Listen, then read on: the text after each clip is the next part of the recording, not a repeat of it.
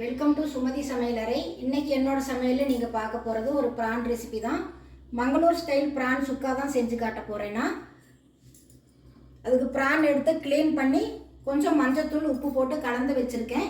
அதுக்கு ஒரு மசால் வறுத்து அரைக்கணும். வாங்க வறுத்து அரைச்சிடலாம்.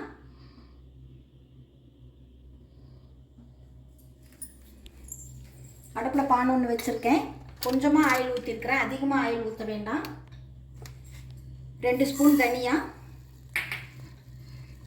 1/2 ஸ்பூன் சீரகம், 1/2 ஸ்பூன் மிளகு, கொஞ்சமாக கடுகு, கொஞ்சமாக வெந்தயம் எடுத்திருக்கேன், 4-5 பல் பூண்டு, ஒரு துண்டு இஞ்சி, காரத்துக்கு காஞ்ச மிளகாய்,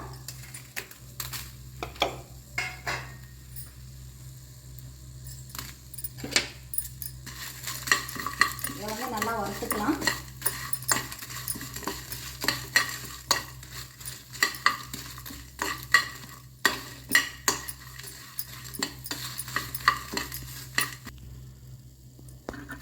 மசாலா நல்லா வறுபட்டுருச்சு பாருங்க. இதை வேற ஒரு பிளேட்டுக்கு மாற்றிக்கலாம். நாம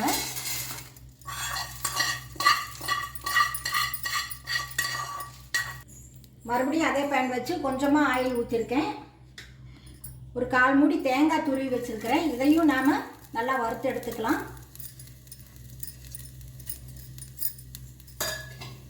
கூடவே கொஞ்சம் கருவேப்பிலை. இதை நல்லா கோல்டன் ப்ரௌன் கலர் வர்ற வரைக்கும் வறுத்துடலாம்.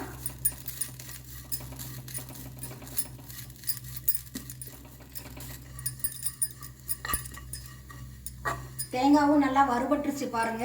இப்போ இந்த 2 மசாலாவுமே நாம் பொடி பண்ணிட்டு வந்துடலாம். ஆறுனதுக்கப்புறம்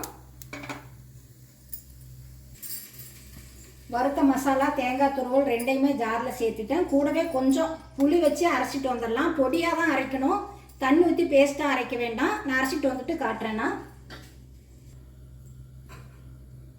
மசாலா பொடி பண்ணிட்டு வந்துட்டேன் பாருங்கள். இப்போ பிரான் எப்படி செய்கிறதுன்னு பார்க்கலாம். நான் அயன் கடாய் வச்சு நல்லெண்ணெய் ஊற்றிருக்கேன். ஆயில் நல்லா காஞ்சிருச்சு. நான் 2 பெரிய வெங்காயம் பொடியாக நறுக்கி வச்சுருக்கிறேன். அதை சேர்த்துடலாம். கூடவே கொஞ்சம் கருவேப்பிலை,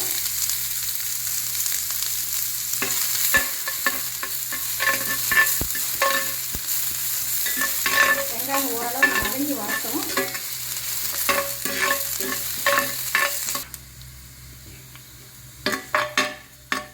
வெங்காயம் ஓரளவு வதங்கிடுச்சு பாருங்க. இப்போ நாம் ஊற வச்சிருக்கிற அந்த பிரானை சேர்த்துடலாம்.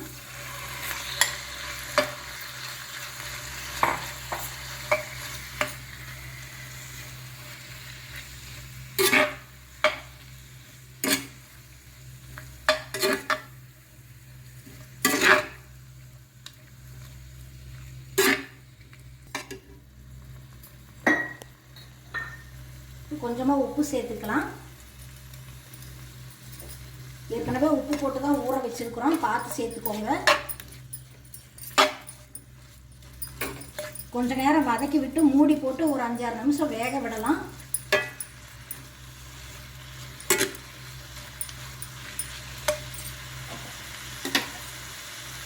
மூடி போட்டுட்டேன்.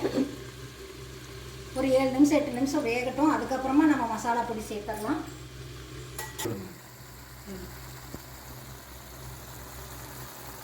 பாருங்க, நல்லா தண்ணி விட்டுருச்சு பிரானு. அது வத்தி வர்றப்போ நம்ம மசாலா பொடி சேர்த்துடலாம். 10 நிமிஷம் ஆயிடுச்சு பாருங்க. இப்போ நாம பொடி பண்ணி வச்சிருக்கிற மசாலா பொடி சேர்த்துடலாம்.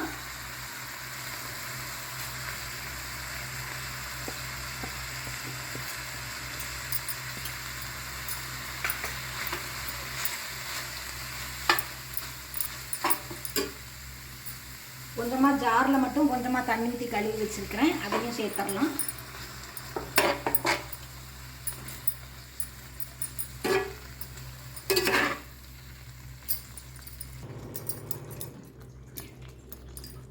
எல்லா பொடியுமே சேர்த்து கொஞ்சமாக தண்ணி சேர்த்துருக்கேன் பாருங்கள்.